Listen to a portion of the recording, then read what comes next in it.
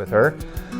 See, her tail's pretty well clamped down there. I'm watching her ears pretty closely because I don't work with her a lot, and I want to make sure that I don't get kicked. And I'm always watching the horse's ears and face, and when I'm working on the hind end.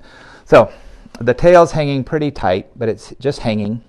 What I'm going to do is put my hand under here, and I'm going to gently bring the tail out slowly, and I'm going to watch her eye, and I'm going to look for a blink. If I can see it from here. Right there.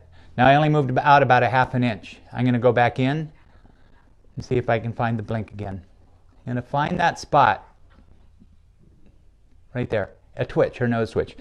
I only brought it out a ½ inch. I'm going to stay in this spot. So this is called this. There we go. See her eye? This is called the sacrum float. And what we're doing is I'm bringing her tail out to the point where she feels the tension up here. And it may, if she's got a lot of tension, it's going to be right away. So it's not a range of motion thing. When I find that spot, which I'm staying in, you know, and every once in a while when I find it again, she'll right there blink. And if I stay there long enough, she's going to start to release some tension on her sacrum. It's automatic. It's just they block out pain and tension to survive. So if you can find it and keep their awareness on it in a way they can't brace against it, the parasympathetic nervous system will start to kick in and they'll start to release the tension. So this tail float, and I'll stand, you know, you don't want to stand here if you don't know the horse. I'm going to, again, put my hand here, let it hang slack, completely slack, slowly bring it out, really slowly. That might be it right there, just where she moved, just where she feels something. Usually it's a blink.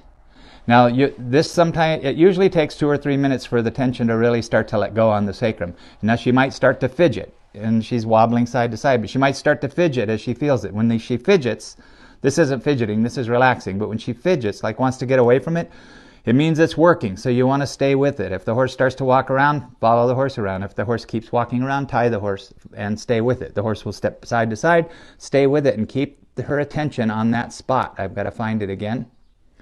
I'm going all the way in to where the tail's completely slack and slowly come out. Right there.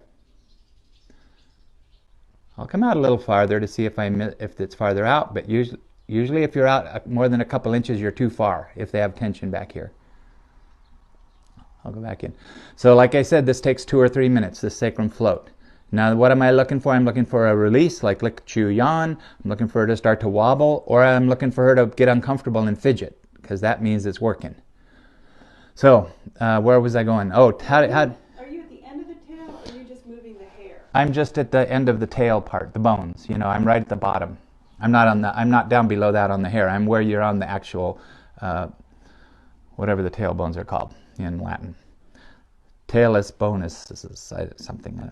No, I'm on the bones of the tail and bringing it out.